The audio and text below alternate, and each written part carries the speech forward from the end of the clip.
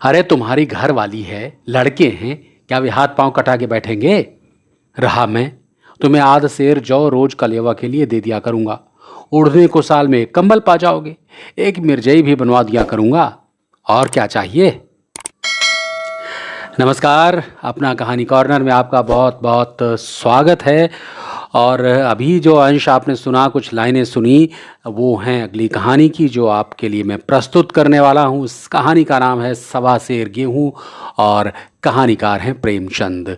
प्रेमचंद की इतनी कहानियाँ हैं कि जीवन के हर अंग से जुड़ी हुई कहानियाँ हैं और ख़ासकर गांव देहात से जुड़ी हुई कहानियाँ हैं। तो चलिए इस कहानी का आरंभ करता हूँ। सवा सेर गेहूँ। किसी गांव में शंकर नाम का एक कुर्मी किसान रहता था। सीधा सादा गरीब आदमी था। अपने काम से काम, न किसी के लेने में न देने में, छक्का पंजा न जानता था। छल प्रपंच की उसे छूत भी न लगी थी। ठगे जाने की चिंता न थी। ठग विद्या न जानता था। भोजन मिला तो खा लिया, ना मिला तो चबेने पर काट दी। चबेना भी ना मिला तो पानी पी लिया और राम का नाम लेकर सो रहा। किंतु जब कोई अतिथि द्वार पर आ जाता था तो उसे इस निवृत्त मार्ग का त्याग करना पड़ता था। विशेषकर जब साधु महात्मा पदार्पण करते थे तो उसे अनिवार्यतः सांसारिकता की शरण लेनी पड़ती थी। खुद भूखा सो सकता था, पर साधु को कैसे भूखा सुलाता? भगवान के भक्त ठहरे। एक दिन संध्या समय एक महात्मा ने आकर उसके द्वार पर डेरा जमाया। तेजस्वी मूर्ति थी। पीतांबर गले में, जटा सिर पर, पीतल का कमंडल हाथ में, खड़ाऊं पैर में, ऐनक आंखों पर। संपूर्ण वेश उन महात्माओं का सा था जो रईसों के प्रासादों में तपस्या, हवा गाड़ियों पर देवस्थानों की परिक्रमा और योग सिद्धि प्राप्त करने के लिए रुचिकर भोजन करते हैं। घर में जौ का आटा था, वो उन्हें कैसे खिलाता? प्राचीन काल में जौ का चाहे जो कुछ महत्व रहा हो, पर वर्तमान युग में जौ का भोजन सिद्ध पुरुषों के लिए दुष्पाच्य होता है। बड़ी चिंता हुई, महात्मा जी को क्या खिलाऊं? आखिर निश्चय किया कि कहीं से गेहूं का आटा उधार लाऊं। पर गांव भर में गेहूं का आटा न मिला। गांव में सब मनुष्य थे, देवता एक भी न था। अतः देवताओं का पदार्थ कैसे मिलता?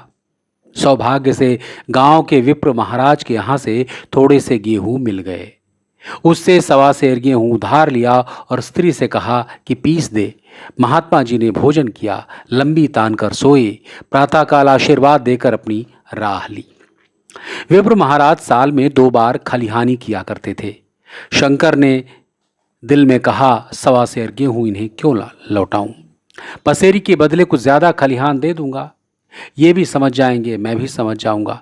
चैत में जब विप्र जी पहुंचे तो उन्हें 1.5 पसेरी के लगभग गेहूं दे दिया और अपने को उऋण समझकर उसकी कोई चर्चा नहीं की।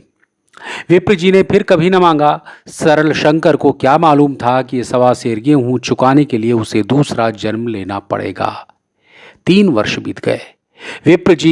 विप्र जी से महाजन हुए। शंकर किसान से मजूर हो गया। उसका छोटा भाई मंगल उससे अलग हो गया था। एक साथ रहकर दोनों किसान थे, अलग होकर मजूर हो गए थे। शंकर ने चाहा कि द्वेष की आग धड़कने न पाए, किंतु परिस्थिति ने उसे विवश कर दिया। जिस दिन अलग अलग चूल्हे जले वो फूट फूट कर रोया। आज से भाई भाई शत्रु हो जाएंगे। एक रोएगा तो दूसरा हंसेगा। एक के घर मातम होगा तो दूसरे के घर गुलगुले पकेंगे। प्रेम का बंधन, खून का बंधन, दूध का बंधन आज टूटा जाता है। उसने भगीरथ परिश्रम से कुल मर्यादा का वृक्ष लगाया था। उसे अपने रक्त से सींचा था। उसकी जड़ से उखड़ता देखकर उसके हृदय के टुकड़े हुए जाते थे। 7 दिनों तक उसने दाने की सूरत तक न देखी। दिन भर जेठ की धूप में काम करता और रात को मुंह लपेट कर सो रहता। इस भीषण वेदना और दुस्सह कष्ट ने रक्त को जला दिया, मांस और मज्जा को घुला दिया। बीमार पड़ा तो महीनों तक खाट से न उठा। अब गुजर बसर कैसे हो? 5 बीघे के आधे खेत रह गए। 1 बैल रह गया। खेती क्या खाक होगी? अंत को यहां तक नौबत पहुंची कि खेती केवल मर्यादा रक्षा का साधन मात्र रह गई। जीविका का भार मजूरी पर आ पड़ा। 4 वर्ष और बीत गए। एक दिन शंकर मजूरी करके लौटा तो राह में विप्र जी ने टोक कर कहा, शंकर, कल आके अपने बीज बैंक का हिसाब कर ले। तेरे यहाँ 5.5 मन गेहूं कब के बाकी पड़े हुए हैं और तू देने का नाम नहीं लेता। हजम करने का मन है क्या? शंकर ने चकित होकर कहा, अरे मैंने तुमसे कब गेहूं लिए थे जो 5.5 मन हो गए? अरे तुम भूलते हो, मेरे यहां किसी का छटाक भर अनाज है, न एक पैसा उधार। विप्र जी बोले, ऐसी नियत का तो ये फल भोग रहे हो कि खाने को नहीं जुड़ता। ये कहकर विप्र जी ने उस सवा सेर का जिक्र किया जो आज से 7 वर्ष पहले शंकर को दिया था। शंकर सुनकर अवाक रह गया। ईश्वर, मैंने उन्हें कितनी बार खलिहानी दी, इन्होंने मेरा कौन सा काम किया? जब पोथी पत्रा देखने, साहित्य सगुन विचारने द्वार पर आते थे, कुछ न कुछ दक्षिणा ले ही जाते थे। इतना स्वार्थ! सवा सेर अनाज को अंडे की भांति सेकर आज ये पिशाच खड़ा कर दिया जो मुझे निकल जाएगा। इतने दिनों में एक बार भी कह देते तो मैं गेहूं तौल कर दे देता। क्या इसी नियत से चुप साधे बैठे रहे? बोला, महाराज, नाप लेकर तो मैंने उतना अनाज नहीं दिया था, पर कई बार खलिहानी में सेर सेर 2-2 सेर दे दिया है। अब आप 5.5 मन मांगते हैं तो कहाँ से दूंगा? विप्र जी बोले, लेखा जो जो बक्सी 100-100। तुमने जो कुछ दिया होगा उसका कोई हिसाब नहीं। चाहे 1 की जगह 4 पसेरी दे दो। तुम्हारे नाम बही में 5.5 मन लिखा हुआ है, जिससे चाहो हिसाब लगवा लो। दे दो तो तुम्हारा नाम छेंक दूं, नहीं तो और भी बढ़ता रहेगा। शंकर बोला, पांडे जी क्यों गरीब को सताते हो? मेरे खाने का ठिकाना नहीं, इतना गेहूं किसके घर से लाऊंगा? विप्र जी बोले, अरे जिसके घर से चाहो लाओ, मैं छटाक भर न छोड़ूंगा। यहां न दोगे तो भगवान के घर दोगे। शंकर कांप उठा। अरे हम पढ़े लिखे आदमी होते तो कह देते, अच्छी बात है, ईश्वर के घर ही दे देंगे।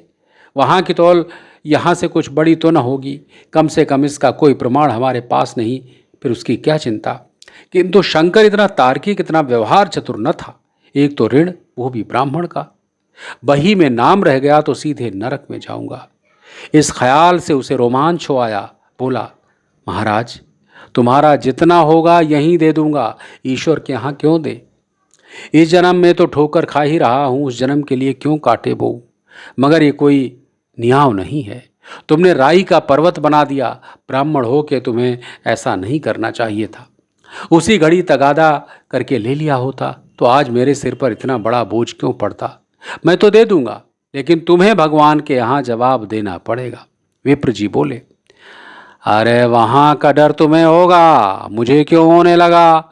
वहाँ तो सब अपने ही हैं सब भाई बंधु, ऋषि मुनि सब तो ब्राह्मण ही हैं, देवता भी ब्राह्मण हैं। जो कुछ बने बिगड़ेगी संभाल लेंगे। तो कब देते हो? शंकर बोला, अरे मेरे पास रखा तो नहीं है, किसी से मांग जांच कर लाऊंगा तभी न दूंगा। विप्र जी बोले, मैं ये न मानूंगा। 7 साल हो गए, अब एक दिन का भी मुलाहिजा न करूंगा। गेहूं नहीं दे सकते, दस्तावेज लिख दो। शंकर बोला, अरे मुझे तो देना ही है, चाहे गेहूं ले लो चाहे दस्तावेज लिखाओ, किस हिसाब से दाम रखोगे?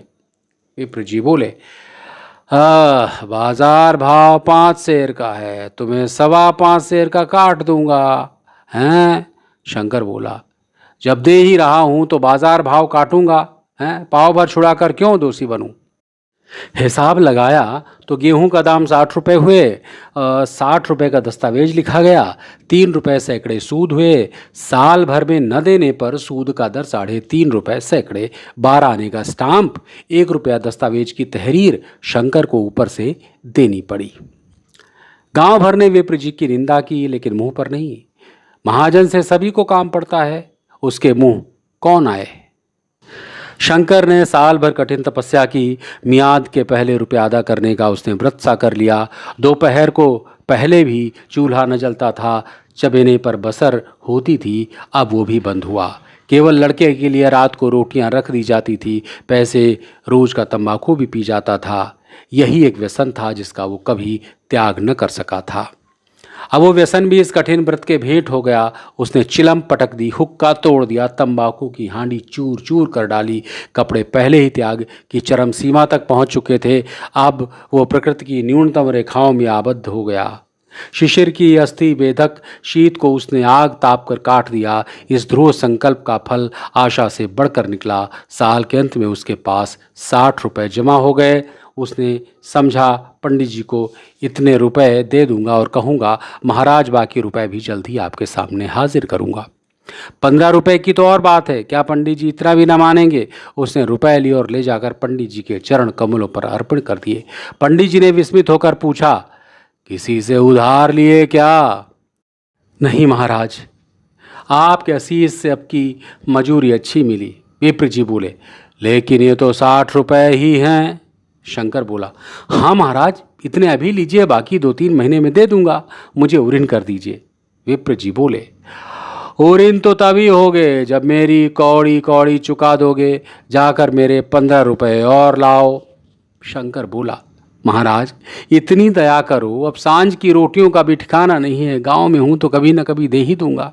विप्र जी बोल पड़े, हाँ मैं ये रोग नहीं पालता, न बहुत बातें जानता हूँ। अगर पूरे रुपए न मिलेंगे तो आज से 3.5 रुपए सैकड़े का ब्याज लगेगा। अपने रुपए चाहे अपने घर में रखो, चाहे मेरे यहाँ छोड़ जाओ। शंकर बोला, अच्छा जितना लाया हूँ उतना रख लीजिए, जाता हूँ कहीं से 15 रुपए और लाने की फिक्र करता हूँ। शंकर ने सारा गांव छान मारा मगर किसी ने रुपए न दिए। इसलिए नहीं कि उसका विश्वास न था या किसी के पास रुपया न था, बल्कि इसलिए कि पंडित जी के शिकार को छेड़ने की किसी में हिम्मत न थी। क्रिया के पश्चात प्रतिक्रिया नैसर्गिक नियम है। शंकर साल भर तक तपस्या करने पर जब ऋण से मुक्त होने में सफल न हो सका तो उसका संयम निराशा के रूप में परिणत हो गया। उसने समझ लिया कि जब इतना कष्ट सहने पर भी साल भर में 60 रुपए से अधिक जमा न कर सका तो अब और कौन सा उपाय है जिसके द्वारा उससे दूने रुपए जमा हो। जब सिर पर ऋण का बोझ ही लदना है तो क्या मन का और क्या सवा मन का। उसका उत्साह क्षीण हो गया, मेहनत से घृणा हो गई। आशा उत्साह की जननी है, आशा में तेज है, बल है, जीवन है। आशा ही संचार की संचालक शक्ति है। शंकर आशाहीन होकर उदासीन हो गया। वो ज़रूरतें जिनको उसने साल भर तक टाल रखा था अब द्वार पर खड़ी होने वाली भिखारिणी न थीं, बल्कि छाती पर सवार होने वाली पिशाचिनियाँ थीं जो अपनी भेंट लिए बिना जान नहीं छोड़ती। कपड़ों में चकत्तियों के लगने की भी एक सीमा होती है। अब शंकर को चिट्ठा मिलता तो रुपए जमा न करता, कभी कपड़े लाता, कभी खाने को कोई वस्तु। जहाँ पहले तंबाकू ही पिया करता था वहाँ अब गांजे और चरस का चस्का भी लगा। उसे अब रुपए अदा करने की कोई चिंता न थी, मानो उसके ऊपर किसी का एक पैसा नहीं आता। पहले जूड़ी चढ़ी होती थी पर वो काम करने अवश्य जाता था, पर अब काम न जाने के लिए बहाना खोजा करता।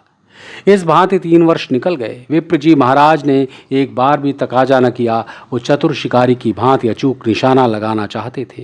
पहले से शिकार चौंकाना उनकी नीति के विरुद्ध था। एक दिन पंडित जी ने शंकर को बुलाकर हिसाब दिखाया। 60 रुपये जो जमा थे वो मिनहा करने पर भी शंकर के जिम में 120 रुपये निकले। शंकर बोला, इतने रुपए तो उसी जन्म में दे दूंगा, ये जन्म में नहीं हो सकते। विप्र जी बोले, मैं इसी जन्म में लूँगा, मूल न सही सूद तो देना ही पड़ेगा। शंकर बोला, एक बैल है वो भी ले लीजिए, एक झोपड़ी है वो ले लीजिए, और मेरे पास क्या रखा है। विप्र जी बोले, मुझे बैल बधिया लेकर क्या करना, मुझे देने को तुम्हारे पास बहुत कुछ है। शंकर बोला, और क्या है महाराज। विप्र जी बोले, अरे कुछ नहीं है, तुम तो हो, आखिर तुम भी कहीं मजूरी करने जाते ही हो। मुझे भी खेती के लिए मजूर रखना ही पड़ता है।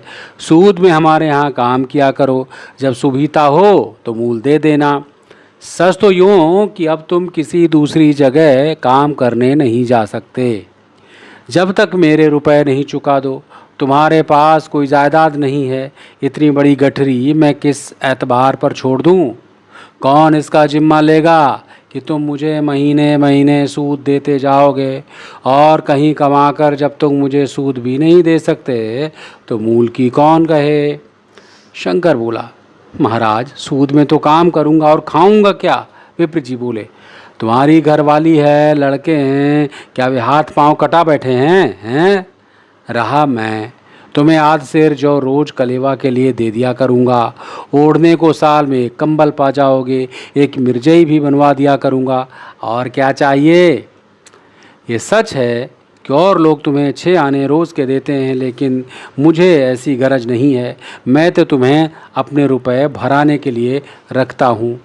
शंकर ने कुछ देर तक गहरी चिंता में पड़े रहने के बाद कहा, महाराज, ये तो जन्म भर की गुलामी हुई। विप्र जी बोले, अरे गुलामी समझो चाहे मजदूरी समझो, मैं अपने रुपए भराए बिना तुमको कभी न छोड़ूंगा। तुम भागोगे तो तुम्हारा लड़का भरेगा। हाँ, जब कोई न रहेगा तब की दूसरी बात है। इस निर्णय की कहीं अपील न थी। मजूर की जमानत कौन करता, कहीं शरण न थी, भागकर कहाँ जाता। दूसरे दिन उसने विप्र जी के यहाँ काम करना शुरू कर दिया। 1.25 सेर गेहूं की बदौलत उम्र भर के लिए गुलामी की बीड़ी पैरों में डालनी पड़ी। उस अभागे को अब अगर किसी विचार से संतोष होता था तो ये था कि मेरे पूर्व जन्म का संस्कार है। स्त्री को वे काम करने पड़ते थे जो उसने कभी न किए थे। बच्चे दानों को तरसते थे, लेकिन शंकर चुपचाप देखने के सिवा और कुछ न कर सकता था। गेहूं के दाने किसी देवता के शाप की भांति आजीवन उसके सिर से न उतरे।